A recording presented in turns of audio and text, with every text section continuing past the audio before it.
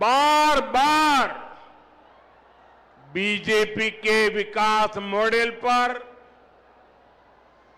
Good governance के model पर अपनी मुहर लगा रहे हैं। आजादी के 75 साल बाद असम में भाजपा सरकार की हैट्रिक लगी है और पुडुचेरी में भी बीजेपी एनडीए सरकार दोबारा वापस आई है। भाजपा की ऐसी जीत के बाद मैं तेलंगाना में के लोगों की भावनाएं भी देख रहा हूं।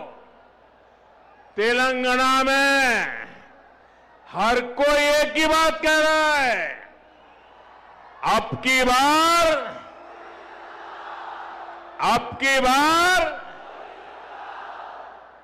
की बार तेलंगाना में भी। साथियों, भारत में हर साल किसी न किसी राज्य में चुनाव होता है। कोई हारता है, कोई जीतता है, और ये लोकतंत्र में बहुत स्वाभाविक है। ये लोकतंत्र का अनिवार्य हिस्सा है। लेकिन साथियों, बंगाल में बीजेपी की विजय का जितना उत्सव देश में है, जितनी चर्चा दुनिया भर में हो रही है, वैसी चर्चा पहले किसी जीत पर नहीं हुई है। इसका कारण यह है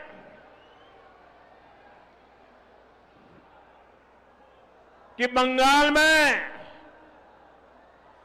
सिर्फ राजनीतिक दलों की हार जीत नहीं हुई है, वहां एक ऐसी राजनीति को लोगों ने पराजित किया है जिसने एक तरह से बंगाल की जनता को गुलामी की बेड़ियों में जकड़े रखा था। साथियों, इस देश में कांग्रेस ने करप्शन को बढ़ाया, परिवारवाद को बढ़ाया और संवैधानिक संस्थाओं का गला घोंटने का काम किया। जब टीएमसी बनी तो उसने कांग्रेस से ये सारी बुराइयां सीख ली, साथ ही लेफ्ट की भी जितनी बुरी आदतें थी वो भी टीएमसी ने अपना ली, और फिर टीएमसी ने भारत की राजनीति का सबसे तिरस्कृत और खतरनाक मॉडल डेवलप किया। टीएमसी ने अपने इस तानाशाही मॉडल में बंगाल को बेड़ियों से जकड़ दिया था। अभी बंगाल की जनता ने राजनीति के ऐसे भयावह तानाशाही मॉडल को पराजित किया है, और इसलिए पूरे देश में उत्सव है। ऐसा लग रहा है जैसे बंगाल के लोग बरसों के बाद अब खुले में सांस ले रहे हैं।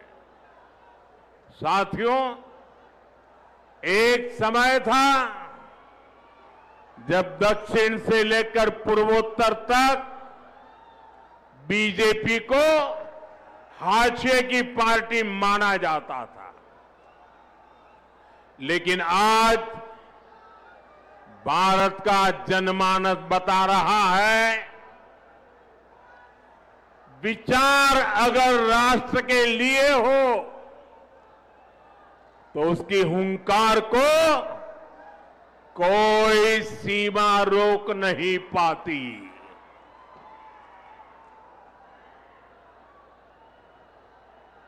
साथियों, अब देखिए आगे कोई जगह नहीं है। आप तय कीजिए कि आप वहां खड़े रह करके शांति से सुन सकेंगे कि नहीं सुन सकेंगे। आप आगे आने की कोशिश मत कीजिए। आप वहां पर रुकिए कृपा करके। और ये जो चित्र वाले हैं उनसे मेरी हाथ जोड़ के प्रार्थना है, या तो आप अपना चित्र नीचे रख दीजिए, बाद में मुझे डाक से भेज दीजिए, या तो किसी के हाथों हाथ आगे कर दीजिए। इसको पकड़ के मत खड़े रहिए। जरा कोई पार्टी के वॉलंटियर वहां है तो मेरी बात का कुछ करवाइए भाई।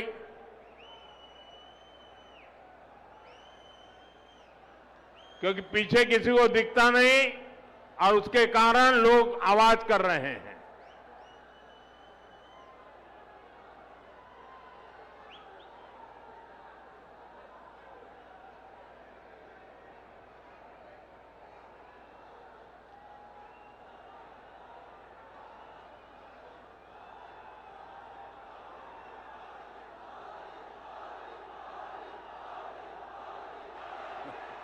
అందరినీ కోరుతా ఉన్నాను, ఎవరు కూడా దయచేసి మన ప్రధానమంత్రి గారు మాట్లాడే సమయంలో ఆ జెండాలు ఊపకండి, అన్ని కింద తీసుకోండి, చిత్తపట్టాలు కూడా కిందికి అనండి దయచేసి, లేకుంటే బాగుండదు. అందరూ కూడా కిందికి అనండి ప్లీజ్. ఎవరు కూడా మాట్లాడకండి, అందరూ చిత్రపటాలు కిందికి అనండి. ఎవరు కూడా ఫస్ట్ అదే పోస్టర్స్ కింద పెట్టండి, ఆ పోస్టర్స్ కిందికి పెట్టండి. అక్కడ ఎవరున్నారో అక్కడ పోస్టర్స్ కింద పెట్టండి. పోస్టర్స్ ఎవరు తీసేయండి.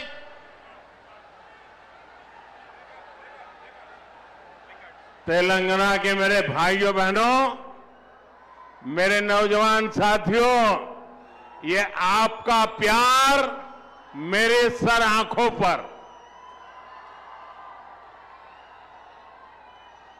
ये मेरा सौभाग्य है कि आप इतना प्यार बरसा रहे हैं। लेकिन अगर आप थोड़ी शांति रखेंगे तो मैं अपनी बात बता पाऊंगा। जगह छोटी पड़ गई है, आपको तकलीफ होती होगी। बोले भारत माता की, भारत माता की। साथियों, हिंदुस्तान के हर कोने में, असम से उड़ीसा और बंगाल से पुडुचेरी तक, ये सिर्फ चुनावी विस्तार नहीं है, ये भारत के राजनीतिक मानस में आए उस परिवर्तन का संकेत है, जहां जनता अब वंशवाद नहीं, परिवारवाद नहीं, विश्वासवाद चुन रही है। आप सोचिए, 10 साल पहले असम में बीजेपी के कुछ ही विधायक थे। आज वहां तीसरी बार बीजेपी एनडीए की सरकार बनी है। 10 वर्ष पहले बंगाल में बीजेपी के सिर्फ 3 एमएलए थे। आज बंगाल में बीजेपी 200 पार पहुंच चुकी है। जहां कभी बीजेपी का झंडा उठाने को कोई तैयार नहीं होता था, वहां आज बीजेपी की सरकारें बन रही है। साथियों, तेलंगाना तो वो धरती है जिसने तब बीजेपी को पहला सांसद दिया था जब हमारे केवल 2 ही सांसद थे। 2 में से एक तेलंगाना का था। जब बाकी देश में बीजेपी के प्रति उतना समर्थन नहीं था, तब भी बीजेपी को तेलंगाना का साथ मिलता था।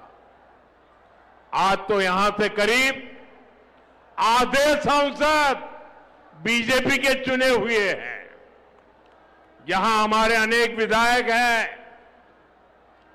मुझे तेलंगाना की जनता और यहां के बीजेपी कार्यकर्ताओं पर पूरा भरोसा है। अगली बार यहां भी प्रचंड बहुमत से अगली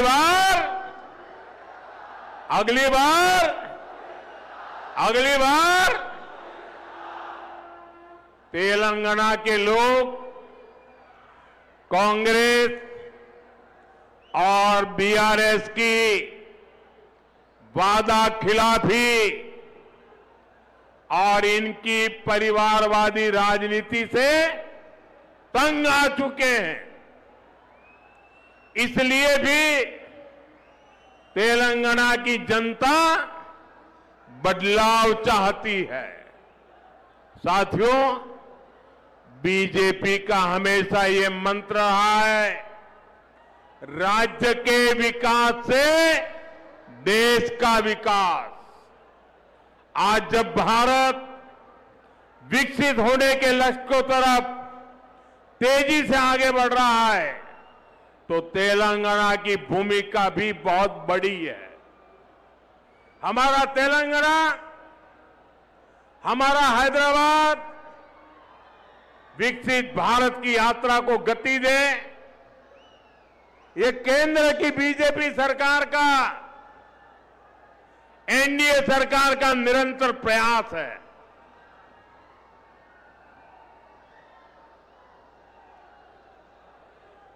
इसी मकसद के साथ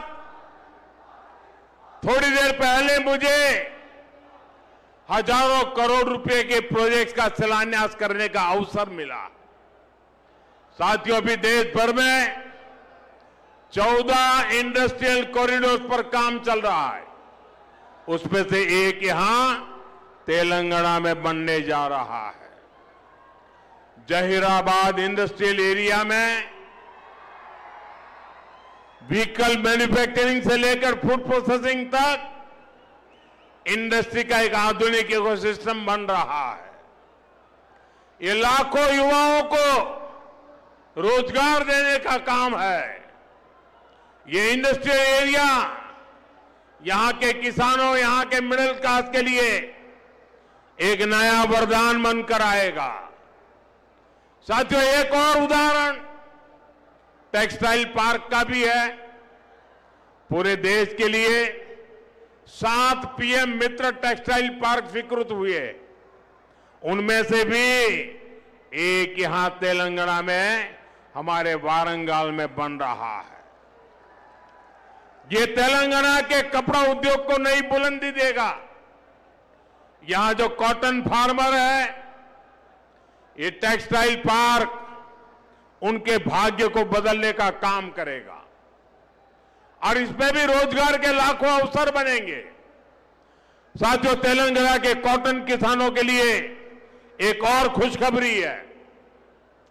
हाल में ही कॉटन की प्रोडक्शन और क्वालिटी बढ़ाने के लिए केंद्र सरकार ने एक नए मिशन को स्वीकृति दी है।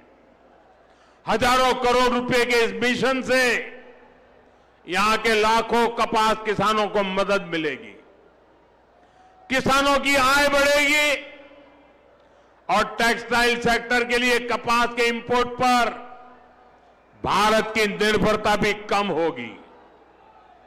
साथियों, बीजेपी का फोकस विकास पर, रोजगार निर्माण पर है, लेकिन कांग्रेस यहां क्या कर रही है, ये आप अच्छे से देख रहे हैं। देश के सिर्फ 3 राज्यों में ही अभी कांग्रेस के मुख्यमंत्री बचे हैं। सिर्फ 3 राज्य। कांग्रेस कहीं भी हो, इनका एक ही मॉडल है, पहले झूठ बोलो और फिर भूल जाओ। चुनाव जीतने के लिए आसमान से तारे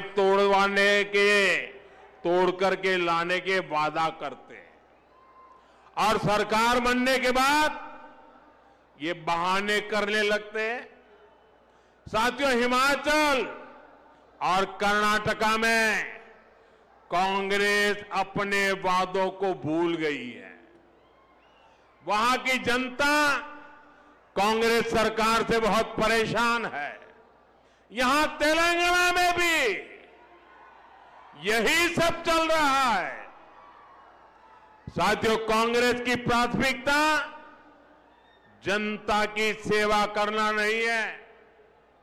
कांग्रेस अब देश बांटने वाली नफरती राजनीति का मुख्य आधार हो गई है। कांग्रेस लेफ्ट पार्टियों से भी ज्यादा लेफ्ट यानी पक्की और विकृत माओवादी हो गई है और मुस्लिम लीग से ज्यादा कट्टर वो मुस्लिम लीगी बन गई है। इसलिए लोग कांग्रेस को एमएमसी यानी मुस्लिम लीगी माओवादी कांग्रेस कह रहे हैं। ये मुस्लिम लीगी माओवादी कांग्रेस है। साथियों, देश को माओवादी आतंक के कारण इतना नुकसान हुआ है। तेलंगाना को भी बीते दशकों में माओवादी आतंक के कारण बहुत कुछ भुगतना पड़ा। माओवादी आतंक इतने वर्षों तक इसलिए देश में चलता रहा क्योंकि कांग्रेस और लेफ्ट जैसे कुछ राजनीतिक दलों ने इसको लगातार वैचारिक हवा दी। लेकिन दुर्भाग्य देखिए, आज जब माओवादी आतंक अपनी अंतिम सांसें गिन रहा है, तब भी ये लोग माओवाद को, नक्सलवाद को बचाने में लगे हैं। बीते 11-12 सालों में कांग्रेस के शाही परिवार ने लगातार कोशिश की है कि माओवादी आतंक के खिलाफ एक्शन न हो। साथियों, मैं जानता हूं कि तेलंगाना की जो पुलिस है उसको अगर खुली छूट मिलती तो मुझे पक्का विश्वास है ये पुलिस अपनी ताकत से केंद्र की नीतियों के साथ कदम मिलाकर अगर वो चलती तो बहुत पहले ही माओवादी आतंक का खात्मा हो चुका होता। लेकिन इन लोगों ने साथ नहीं दिया। इसलिए देश को माओवादी आतंक को पूरी तरह कुचलने में इतना वक्त लग गया।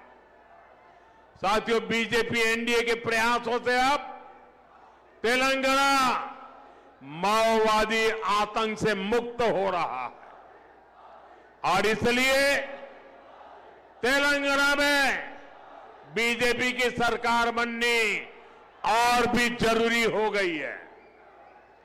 बीजेपी की सरकार यहां नई सोच, नए विजन और नए कमिटमेंट के साथ सरकार चलाएगी, जिसका लक्ष्य होगा विकसित तेलंगाना। साथियों, आज भारत तेजी से विकसित होने के लक्ष्य की तरफ आगे बढ़ रहा है, लेकिन इस समय भारत कई विराट चुनौतियों का मुकाबला भी कर रहा है। साथियों, कोरोना काल के दौरान ही दुनिया सप्लाई चेन के बहुत बड़े संकट से गिर गई थी। कोविड के बाद यूक्रेन में युद्ध शुरू हो गया, उसने दुनिया की परेशानियां और बढ़ा दी। फूड, फ्यूल, फर्टिलाइजर, इन तीनों चीजों पर गंभीर प्रभाव पड़ा। बीते 5-6 वर्षों में इस संकट से निपटने के लिए हमारी सरकार निरंतर प्रयास कर रही है। आपको याद होगा, उस समय और आज भी फर्टिलाइजर की एक बोरी दुनिया में 3-3 हजार रुपये में बिक रही थी। एक बोरी का 3,000 रुपया। कितना? आप बताएंगे एक बोरी का कितना? आंकड़ा नहीं, बोलिए मुंह से। 3,000 रुपया एक बोरी का। कितना? एक बोरी का कितना? एक बोरी का कितना? और भारत के किसानों को वही खाद की बोरी 300 से भी कम रुपये में दी जा रही है। 3,000 के सामने 300 रुपये में। सप्लाई चेन की इन मुश्किलों के बीच पिछले 2 महीने से हमारे पड़ोस में ही इतना बड़ा युद्ध चल रहा है। इसका असर पूरी दुनिया पर पड़ा है और भारत पर तो और भी गंभीर असर हुआ है। साथियों, भारत के पास बड़े बड़े तेल के कुएं नहीं है। हमें अपनी जरूरत का पेट्रोल, डीजल, गैस, ये सब बहुत बड़ी मात्रा में दुनिया के दूसरे देशों से, बाहर से मंगाना पड़ता है। युद्ध की वजह से पूरी दुनिया में पेट्रोल, डीजल, गैस और फर्टिलाइजर के दाम बहुत अधिक बढ़ चुके हैं, आसमान को भी पार कर गए हैं। अड़ोस पड़ोस में देशों में क्या हाल है वो तो अखबारों में आता है। भारत सरकार इस युद्ध के पिछले 2 महीनों से देशवासियों को इस संकट से बचाने के लिए लगातार प्रयास कर रही है। नागरिकों पर बोझ न पड़े, इसके लिए सरकार सारा बोझ सरकार खुद अपने कंधे पर उठा रही है। लेकिन साथियों, जब सप्लाई चेन पर संकट लगातार बना रहे तो हम कितने भी उपाय कर लें, मुश्किलें बढ़ती ही जाती है। इसलिए अब देश को सर्वोपरि रखते हुए, मां भारती को सर्वोपरि रखते हुए हमें एकजुट होकर के लड़ना होगा। हमें याद रखना है, देश के लिए मरना ही सिर्फ देशभक्ति नहीं होती है। देश के लिए जीना और देश के प्रति अपने कर्तव्यों को निभाना, वो भी देशभक्ति होती है। इसलिए वैश्विक संकट के इस समय में हमें कर्तव्यों को सर्वोपरि रखते हुए कुछ संकल्प लेने होंगे और उन संकल्पों को पूरे समर्पण भाव से पूरा करना होगा।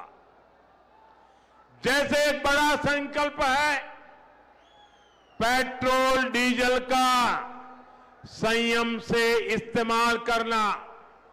साथियों, हमें पेट्रोल डीजल का उपयोग कम करना होगा। शहरों में जहां मेट्रो है वहां हम तय करें कि हम मेट्रो का ही उपयोग करेंगे, ज्यादा से ज्यादा मेट्रो में ही जाएंगे। अगर कार में ही जाना जरूरी है तो फिर कार पूल करने का प्रयास करें और भी लोगों को साथ बिठा ले। अगर हमें कहीं सामान भेजना हो तो कोशिश करनी है कि वह ज्यादा से ज्यादा रेलवे गुड्स के जो ट्रेन होती है रेलवे की सर्विसेज से भेजे, ताकि इलेक्ट्रिक रेलवे होने के कारण पेट्रोल डीजल की जरूरत नहीं पड़ती है। जिन लोगों के पास इलेक्ट्रिक व्हीकल है वो भी कोशिश करें कि इलेक्ट्रिक व्हीकल का ज्यादा से ज्यादा उपयोग करें। साथियों, हमने कोरोना के समय में वर्क फ्रॉम होम की, ऑनलाइन मीटिंग्स की, वीडियो कॉन्फ्रेंस की, ऐसी अनेक व्यवस्थाएं विकसित की और हमें आदत भी हो गई थी। आज समय की मांग ऐसी है कि उन व्यवस्थाओं को हम फिर से शुरू करें तो वो देश हित में होगा। Work from home, online conferences, virtual meetings, इनको हमें फिर से प्राथमिकता देनी है। साथियों, आज जो संकट है उसमें हमें विदेशी मुद्रा बचाने पर भी बहुत जोर देना होगा, क्योंकि दुनिया में पेट्रोल डीजल इतना ज्यादा महंगा हो गया है, पहले से कई गुना ज्यादा कीमतें बढ़ गई है। तो हम सबका दायित्व है कि पेट्रोल डीजल की खरीद पर जो विदेशी मुद्रा खर्च होती है, पेट्रोल डीजल बचाकर हमें वो मुद्रा भी बचानी है।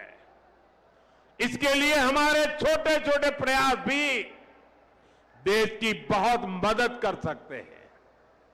जैसे आजकल जो विदेशों में शादियों का, विदेशों में घूमने का, विदेशों में वैकेशन पर जाने का मिडिल क्लास में कल्चर बढ़ता जा रहा है। हमें तय करना होगा कि जब ये संकट का काल है और हमारी देशभक्ति हमें ललकार रही है, तो कम से कम एक साल के लिए हमें विदेशों में जाने की बातों को टालना चाहिए। भारत में बहुत सारी जगह है वहां हम जा सकते हैं, बहुत कुछ भारत में किया जा सकता है। इस बेटी को नीचे बिठाइए, उसे थक जाएगी, उस बेटी को बिठाइए। वो थैंक यू बेटा, थैंक यू। बैठिए, आप नीचे बैठिए।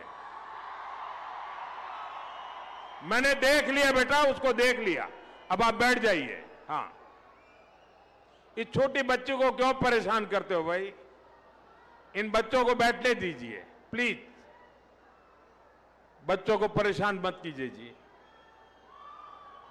साथियों, हमें विदेशी मुद्रा बचाने के जो भी रास्ते हम लोग अपना सकते हैं हमें बचाना होगा।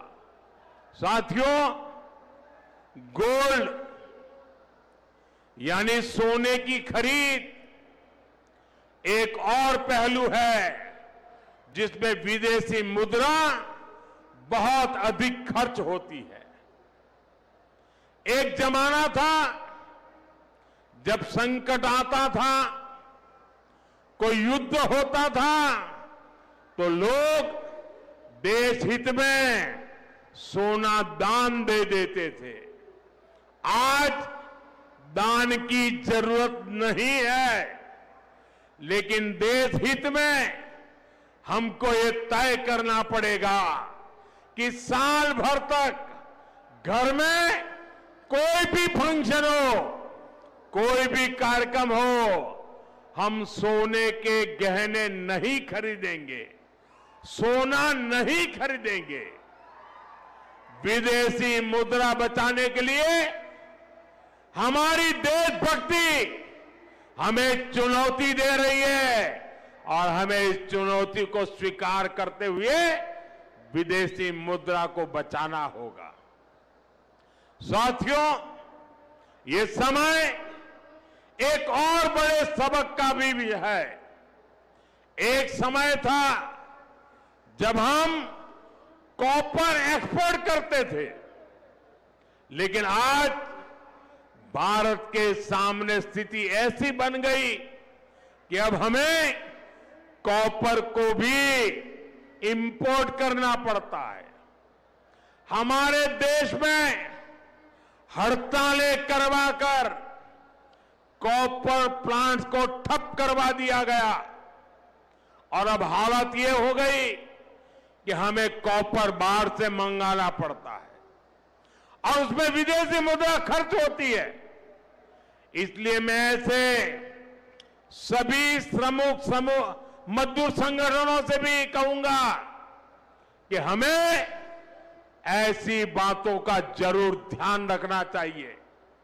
भारत को आत्मनिर्भर बनने से जो भी कदम रोकते हैं उनमें हमें दूरी बनानी होगी और जो लोग ऐसी साजिशों में जुटे हैं उन पर भी कड़ी नजर रखनी होगी।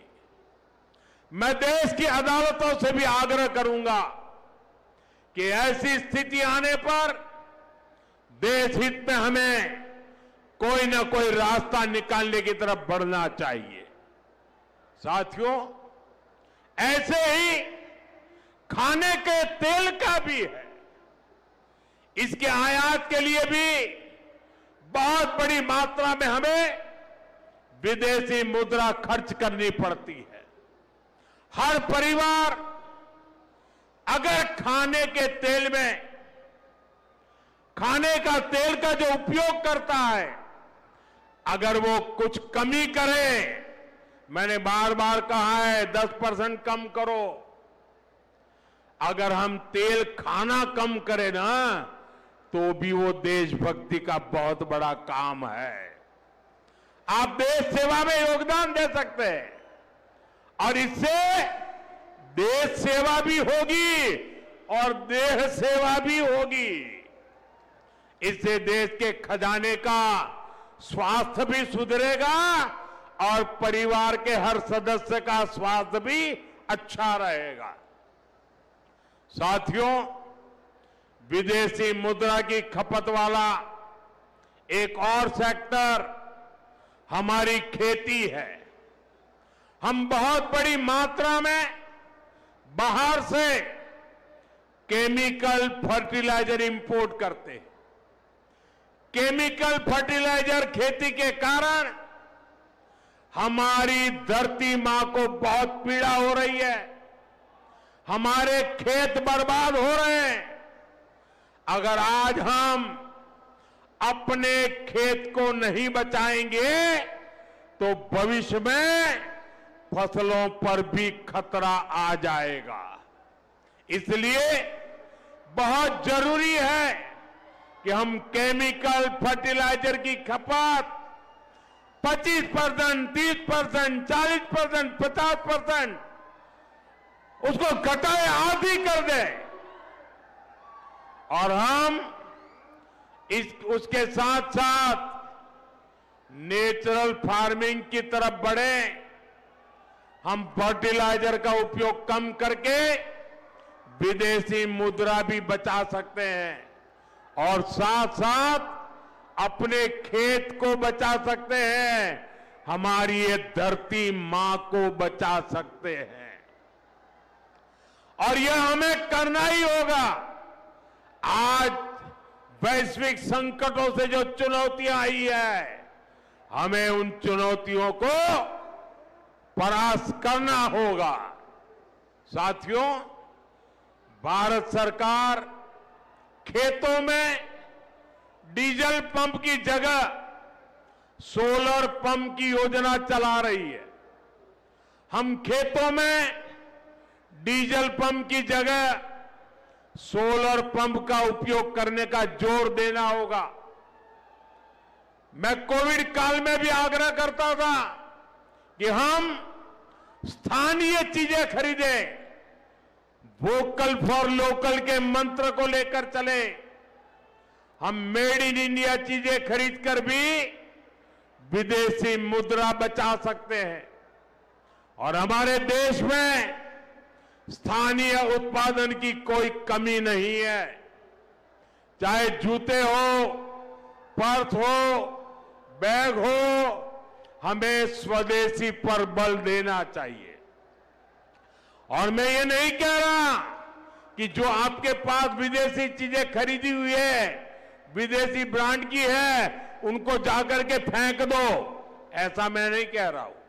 लेकिन मेरा आग्रह है कि नए विदेशी प्रोडक्ट हमें नहीं खरीदने चाहिए। और वाकई हमें कई बार अंदाजा तक नहीं होता कि रोजमर्रा की कितनी सारी चीजें विदेशी हैं जो हम ऐसे ही यूज कर रहे हैं। और साथियों, जब मैं बात स्वदेशी की करता हूं तो लोगों को लगता है कि दिवाली के दिए खरीदो मतलब स्वदेशी हो गया। ये तो भ्रम फैलाने वाली बातें हैं, इससे सफलता नहीं मिलती है। हमें घर के उपयोग में आने वाले सामान की लिस्ट बनानी है, देखना चाहिए कितनी विदेशी चीजें घुस गई है, पता ही नहीं है। कैंची हो, कंघी हो, छोटी छोटी चीजें, टूथपिन, टूथब्रश, कितना सारा सामान विदेश से हमारे घर में घुस गया है। फिर इस लिस्ट से हमें हो सके उतना जल्दी स्वदेशी में बदलना चाहिए। साथियों, ये बातें सिर्फ एक सरकार, एक दल, एक व्यक्ति की नहीं है। ये बीजेपी का भी मुद्दा नहीं है, ये देश का मुद्दा है। और इसके लिए हर नागरिक, हर राजनीतिक दल, हर सरकार, हर समाज, हर संगठन को संकल्पबद्ध होगा। मैं मीडिया के साथियों से भी देश हित में आगे आने के लिए आग्रह करूंगा। आइए देशभक्ति का भाव जगाएं और देश को जो वैश्विक संकट चल रहे हैं, देश उस संकटों का लाभ ले, परिस्थिति पे सवार हो जाए, ऐसा वातावरण बनाने के लिए हमें योगदान देना होगा। और तभी जाकर के देश सफल होगा। ऐसे संकल्प जब हर नागरिक पूरी ईमानदारी से सिद्ध करेगा तो भारत हर संकट में जरूर विजयी होगा। साथियों, मुझे पूरा विश्वास है कि देश का हर नागरिक इसी संकल्प के साथ काम करेगा। साथियों, इतनी विशाल संख्या में आपका आना ये हवा का रुख दिखा रहा है, ये तेलंगाना का मिजाज दिखा रहा है। मैं एक बार फिर आप सभी का बहुत बहुत आभार व्यक्त करता हूं। मेरे साथ बोलिए, भारत माता की, भारत माता की, भारत माता की, वंदे वंदे वंदे वंदे वंदे वंदे।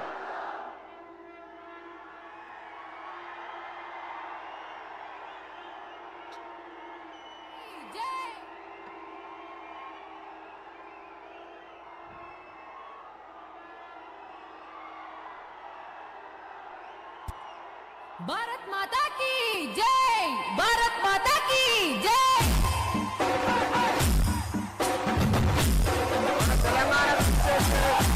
అందరూ కూడా మన కార్యక్రమానికి చేసిన నరేంద్ర మోడీ గారికి, అదేవిధంగా మన రాష్ట్ర అధ్యక్షులు గౌరవనీయులు అందరూ కూడా